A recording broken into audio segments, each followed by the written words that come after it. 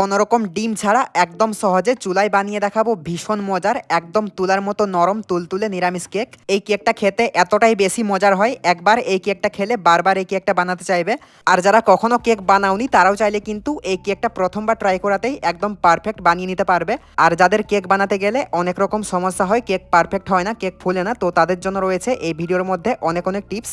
এই টিপসগুলি ফলো করে কেক বানালে কিন্তু তোমাদের কেকটাও একদম পারফেক্ট হবে। তো চলো দেখে নেওয়া যাক আজকের রেসিপিটা। তো কেকটা বানাবার জন্য এখানে নিয়েছি একটা মিক্সার জার। তো এখন এই জারের মধ্যে নিয়ে নিচ্ছি হাফ কাপ চিনি। আর এই কেকটার জন্য কিন্তু আমি এখানে হাফ কাপ চিনি নিয়েছি। তোমরা যদি মিষ্টিটা একটু বেশি খেতে পছন্দ করো সেই ক্ষেত্রে কিন্তু চিনির পরিমাণটা একটু বাড়িয়ে নিতে হবে। ভালো হয় যদি এভাবে একটু মিক্সার জারে গুঁড়ো করে নাও চিনিটাকে, তাহলে কিন্তু সেই কেকটা বানাবার সময় যে ফেটিয়ে ফেটিয়ে চিনিটা গলিয়ে নেওয়ার যে ঝামেলাটা সেটা কিন্তু থাকবে না। আর যদি কারোর হাতের কাছে মিক্সার না থাকে সেই ক্ষেত্রে কিন্তু পাটায় পিষে চাইলে চিনিটাকে গুঁড়ো করে নিতে পারো। তো এখন চিনিটা ভালো করে গুঁড়ো করে নিচ্ছি। আর কেকটা বানাবার জন্য আমি নিয়েছি এখানে এরকম একটা ছোট অ্যালুমিনিয়ামের বাটি। তোমাদের হাতের কাছে যেরকম বাটি আছে তোমরা কিন্তু সেই রকম বাটি দিয়ে এখানে কেকটা বানাতে পারো।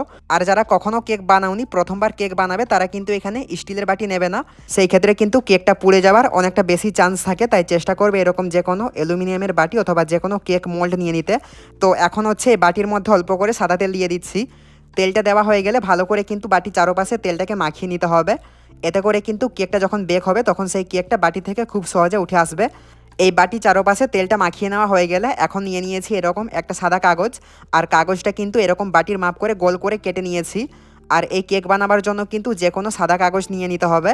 কোনো রকম কিন্তু সেই লেখালেখির কাগজ অথবা সেই পেপার কাগজ নেওয়া যাবে না। সেই ক্ষেত্রে কিন্তু কেকটা যখন বেক করা হবে সেই কাগজের লেখাটা কিন্তু কেকের মধ্যে লেগে যাওয়ার অনেকটা বেশি সম্ভাবনা থাকে, সেই ক্ষেত্রে কিন্তু কেক খেতে ভালো লাগবে না। তাই যে কোনো সাদা কাগজ নিয়ে নিতে হবে। তো কাগজটা বাটির মধ্যে বসিয়ে দিয়েছি, তারপর হচ্ছে কাগজের উপরে আবারও তেল দিয়ে দিয়েছি। তেলটা দিয়ে ভালো করে মাখিয়ে নিয়েছি। তো এখন হচ্ছে কেক বানাবার জন্য কেকের বাটি একদম রেডি। তো এখন হচ্ছে এটাকে এক সাইডে রেখে দিতে হবে। তো এখন যে হাঁড়িতে কেকটা বেক করব সেই হাঁড়িটাকে রেডি করে নিতে হবে। তো এই জন্য চুলায় আগের থেকে একটা হাঁড়ি চাপিয়ে দিয়েছি। তো হাঁড়িটা যখন ভালো করে গরম হয়ে যাবে তখন হচ্ছে নিয়ে নিচ্ছি এর মধ্যে বেশ অনেকটা পরিমাণে বালি। এইখানে যে ঘর বানানোর জন্য যে বালিগুলো হয় সেই বালিগুলোই কিন্তু নিয়েছি। আর যদি কারোর হাতের কাছে বালি না থাকে সেই ক্ষেত্রে কিন্তু এখানে যে কোনো লবণ নিয়ে নিতে হবে, বালি অথবা লবণ যে কোনো কিছু কিন্তু একটা নিয়ে নিতে হবে। নাহলে কিন্তু এই হাঁড়িটা পুড়ে যাওয়ার অনেকটা বেশি চান্স থাকে, তাই বালি অথবা লবণ দিয়ে দিতে হবে। তাহলে কিন্তু কেকটাও ভালো করে বেক হবে আর হাঁড়িটাও পুড়ে যাবে না। তো বালিটাকে হাঁড়ি চারপাশে ভালো করে ছড়িয়ে দিয়েছি। এখন হচ্ছে নিয়েছি এরকম একটা স্ট্যান্ড। এই স্ট্যান্ডটা এখন হাঁড়ির মধ্যে দিয়ে দিচ্ছি। তারপর হচ্ছে হাঁড়ির ঢাকনাটা বন্ধ করে দিতে হবে। আর ঢাকনায় যদি কোনো রকম ছিদ্র থাকে সেটাকে কিন্তু বন্ধ করে দিতে হবে। তো এখন এই কাগজটা দিয়ে কিন্তু ঢাকনার ছিদ্রটা আমি বন্ধ করে দিচ্ছি, যাতে কোনোভাবেই বাতাসটা বাইরের থেকে ভিতরে আর ভিতরের বাতাসটা বাইরে বেরোতে না পারে। তো তারপর চুলার আঁচ একদম হাইতে করে দিয়ে হাঁড়িটাকে ভালো করে গরম করে নিতে হবে 10 থেকে 12 মিনিটের জন্য। ঠিক কেক বানাবার জন্য যেরকম করে ওভেনটাকে আগের থেকে প্রিহিট করে নেওয়া হয় ঠিক সেই রকম করেই কিন্তু হাঁড়িটাকে আগের থেকে গরম করে নিতে হবে। এখন কেকের ব্যাটার বানাবার জন্য এরকম একটা মিক্সিং বোলের মধ্যে নিয়ে নিচ্ছি সেই আগের থেকে গুঁড়ো করে রাখা চিনিটা। তার মধ্যে দিয়ে দিচ্ছি এখানে 1/4 কাপ সাদা তেল, মানে 1 কাপের 4 ভাগের 1 ভাগ। আর এখানে কিন্তু আমি রিফাইন্ড তেলটা নিয়েছি, তোমরা যে কোনো সাদা তেল নিয়ে নিতে পারো। তবে কেক বানাবার জন্য কিন্তু অবশ্যই সাদা তেল নিতে হবে, কোনো রকম কিন্তু সরষের তেল নেওয়া যাবে না, তাহলে কিন্তু কেকটা খেতে ভালো লাগবে না। তো তেলটাকে দেওয়ার পর এখন হচ্ছে সেই চিনি গুঁড়ো আর তেলটাকে ভালো করে মিশিয়ে নিতে হবে। তো একটা চামচ দিয়ে সব কিছুকে ভালো করে মিশিয়ে নিচ্ছি। আর এটা কিন্তু একদম ভালো করে মিশিয়ে নিতে হবে, কোনো রকম কিন্তু সেই শুকনো চিনির গুঁড়ো থাকলে হবে না। তো সব কিছু মিশিয়ে নেওয়া হয়ে গেলে এখন হচ্ছে এর মধ্যে শুকনো উপকরণ দিয়ে দিতে হবে। তো শুকনো উপকরণ নেওয়ার জন্য কিন্তু একটা ছাঁকনি নিয়ে নিয়েছি। এখন এই ছাঁকনির মধ্যে নিয়ে নিচ্ছি 1 কাপ ময়দা। আমি কিন্তু এখানে হাফ কাপ করে দুইবারে ময়দাটা নিয়েছি 1 কাপ। আর যদি কারোর কাছে মেজারমেন্ট কাপ না থাকে সেই ক্ষেত্রে কিন্তু যে কোনো ছোট বাটি অথবা যে কোনো ছোট গ্লাস মেপে কিন্তু উপকরণ নিয়ে নিতে হবে। তো এখন নিয়ে নিচ্ছি এর মধ্যে 4 চামচের হাফ চামচ বেকিং পাউডার। তো তারপরে নিতে হবে এখানে 4 চামচের 3 ভাগের 1 ভাগ বেকিং সোডা, মানে খাওয়া সোডা। আর ডিম ছাড়া কেক বানালে কিন্তু বেকিং পাউডার এবং বেকিং সোডা এই দুটোই কিন্তু দিতে হবে, এই দুটো জিনিস কিন্তু আলাদা আলাদা। তারপর সেই 4 চামচের 4 ভাগের 1 ভাগ নিয়েছি নুন। এই নুনটা দিলে কিন্তু কেকের স্বাদটা ব্যালেন্স থাকবে। আর যারা মিষ্টি খাবারে নুনটা পছন্দ করো না তারা চাইলে কিন্তু স্কিপ করতে পারো।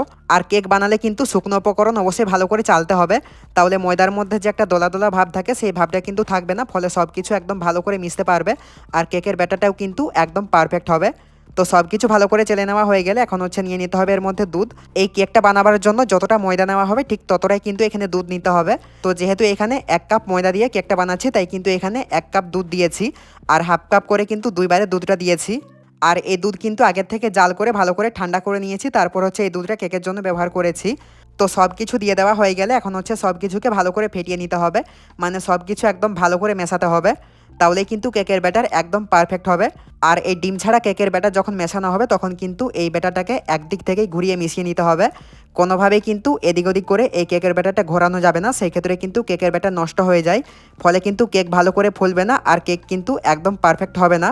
আর কেকের ব্যাটার একটু টাইম নিয়ে সব কিছু একদম ভালো করে মেশাতে হবে, তাহলে কেকের ব্যাটার একদম পারফেক্ট হবে, ফলে কিন্তু কেকটাও ভালো করে ফুলবে আর কেকটাও খেতে ভালো লাগবে। তো 3 থেকে 4 মিনিট একটু ভালো করে আমি মিশিয়ে নিয়েছি। তো এখন হচ্ছে দেখিয়ে দিচ্ছি কেকের ব্যাটারের ঘনত্বটা কেমন হবে। এই যে কেকের ব্যাটারটা যখন উপর থেকে কোনো কিছু দিয়ে নিচে ফেলা হবে আর যখন দেখবে যে নিচে পড়ার 1 সেকেন্ড বা 2 সেকেন্ড পর অন্য ব্যাটারের সঙ্গে মিলিয়ে যাচ্ছে এই ব্যাটারটা, তখনই বুঝে নেবে কেকের ব্যাটার একদম পারফেক্ট রয়েছে।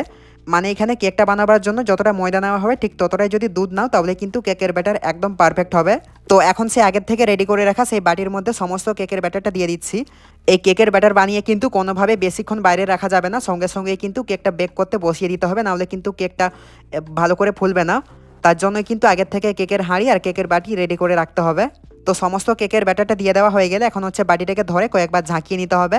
তো তারপর সে আগের থেকে গরম করে রাখা হাঁড়িটার ঢাকনাটা তুলে নিতে হবে।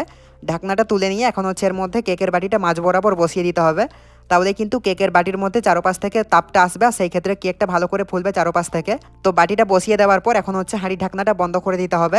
তো ঢাকনাটা বন্ধ করে দিয়ে চুলার আঁচ একদম লোতে করে দিচ্ছি। তো চুলার আঁচ একদম লোতে করে দিয়ে এখন হচ্ছে কেকটা বেক করে নেব 40 থেকে 45 মিনিট। আর কেক বেক করার সময় কিন্তু কোনোভাবেই চুলার আঁচ বাড়ানো কিংবা কমানো যাবে না, সেই ক্ষেত্রে কিন্তু কেক ফুলবে আবারও চুপসে যাবে। তো কেকটা বেক করতে বসিয়েছি 10 মিনিট হয়েছে, তো এখন হচ্ছে ঢাকনাটা তুলে নিচ্ছি। তো 10 মিনিট পর ঢাকনাটা তুলে নিয়ে এখন হচ্ছে নিয়েছি কয়েকটা কিশমিশ। তো এখন এই কিশমিশগুলোকে কেকের মধ্যে দিয়ে দিচ্ছি। আর এখানে কিন্তু চাইলে যে কোনো ড্রাই ফ্রুট এখানে দিয়ে দিতে পারো, আমি কিন্তু এখানে কিশমিশ দিয়েছি। আর তোমরা যদি না চাও সেই ক্ষেত্রে কিন্তু নাও দিতে পারো। তো কিশমিশগুলো দেওয়া হয়ে গেলে এখন হচ্ছে ঢাকনাটা দিয়ে আবারও কেকটা কিন্তু বেক করে নিতে হবে। তো টোটাল কিন্তু এই কেকটা 40 থেকে 45 মিনিট কেকটা বেক করে নিতে হবে, তাহলে কিন্তু কেক একদম ভালো করে পারফেক্ট করে বেক হয়ে যাবে। তো 45 মিনিট পর এখন হচ্ছে কেকের ঢাকনাটা তুলে নিয়ে কেকটা চেক করে নেব কেকটা বেক হয়েছে কিনা। তো কেকটা চেক করার জন্য এরকম একটা কাঠি নিয়ে নিয়েছি। এই কাঠিটা দিয়ে এখন হচ্ছে কেকের মাঝখানে ঢুকিয়ে দিচ্ছি। তো যখন দেখবে যে কাঠি একদম পরিষ্কার বের হয়েছে, কাঠির মধ্যে কেকের কোনো রকম কাঁচা অংশ লেগে যায়নি, তখনই বুঝে নেবে কেক একদম পারফেক্ট করে বেক হয়েছে ভিতর থেকে। আর যদি কাঠির মধ্যে কেকের কোনো রকম কাঁচা অংশ লেগে যায় সেই ক্ষেত্রে বুঝে নেবে কেক ভালো করে বেক হয়নি, সেই ক্ষেত্রে আবারও 4 থেকে 5 মিনিট একটু বেক করে নেবে, তাহলে কিন্তু কেক বেক হয়ে যাবে। তো কেকটা যখন বেক হয়ে যাবে তখন হচ্ছে এটাকে চুলা থেকে নামিয়ে নিতে হবে। তো কেকটা চুলা থেকে নামিয়ে কিন্তু ভালো করে ঠান্ডা করে নিতে হবে, তারপর হচ্ছে বাটি থেকে ছাড়িয়ে নিতে হবে। তো কেকটা চুলা থেকে নামিয়ে 2 ঘন্টার মতো ভালো করে ঠান্ডা করে নিয়েছি। তো কেকটা যখন পুরোপুরি ঠান্ডা হয়ে যাবে তখন দেখবে যে কেকটা বাটি থেকে কিন্তু পুরোপুরি ছেড়ে গিয়েছে, বাটির মধ্যে কিন্তু কেক কোনোভাবে লেগে যাবে না ঠান্ডা হয়ে যাবার পর। আর যদি কেকটা গরম থাকা অবস্থায় কেকটা বাটি থেকে ছাড়ানো হয় সেই ক্ষেত্রে কিন্তু কেকটা ভেঙে যাবে বা কেকটা ফেটে যাবে। তো যখন কেকটা বাটি থেকে নিজে নিজেই ছেড়ে আসবে তখন কিন্তু আর ছুরি দিয়ে চারপাশটা ছাড়িয়ে নেওয়ার প্রয়োজন হয় না। তখন শুধু এই কেকের বাটিটাকে হাতের মধ্যে এভাবে উল্টে নিয়ে একটু ঝাঁকিয়ে নিলেই কিন্তু দেখবে খুব সহজে কেকটা বাটি থেকে উঠে এসেছে। দেখো বাটির মধ্যে কিন্তু কেকটা কোনোভাবেই লেগে যায়নি। এখন হচ্ছে কেকটা বানাবার সময় যে কাগজটা দিয়েছিলাম সেই কাগজটাকে তুলে নিচ্ছি। তো দেখো কেকটা কতটা সুন্দর হয়েছে আর কেকটা কিন্তু একদম পারফেক্ট করে বেক হয়েছে আর কেকের মধ্যে কত সুন্দর একটা কালার এসেছে। এই কেকটা কিন্তু অনেক অনেক বেশি নরম হয় আর এই কেকটা বানানো একদমই সোজা, কোনো রকম ঝামেলা ছাড়াই কিন্তু চাইলে যে কেউ খুবই সহজে কিন্তু কেকটা বানিয়ে নিতে পারবে। আর যাদের কেক বানাতে গেলে অনেক রকম সমস্যা হয় তারা এই রেসিপিটা ফলো করে একবার বানিয়ে দেখতে পারো, প্রথমবার ট্রাই করাতে কিন্তু একদম পারফেক্ট এই কেকটা বানিয়ে নিতে পারবে। তো চলো এখন কেকটা কেটে দেখাই কেকের ভিতরটা কেমন হয়েছে। কেকটা বাইরের থেকে দেখতে যেমন সুন্দর কেকের ভিতরটা কিন্তু তেমনই জালিদার হয়েছে আর কেকটা খেতে কিন্তু অনেক অনেক বেশি মজার, একবার ট্রাই করে দেখো বাড়িতে। এই কেকটা যদি বাড়িতে একবার বানাও এই কেকটা কিন্তু বারবার বানাতে চাইবে, কেকটা খেতে এতটাই এতটাই বেশি মজার হয়। তো আজকের রেসিপিটা কেমন লাগলো জানিও, ভালো লেগে থাকলে কিন্তু বেশি বেশি করে রেসিপিটা শেয়ার করে দিও আর চ্যানেলটা সাবস্ক্রাইব করে নিও। তো আবারও দেখা হচ্ছে নতুন কোনো রেসিপি নিয়ে, সেই পর্যন্ত সবাই ভালো থেকো সুস্থ থেকো। তো চলো আজকের মতো টাটা বাই।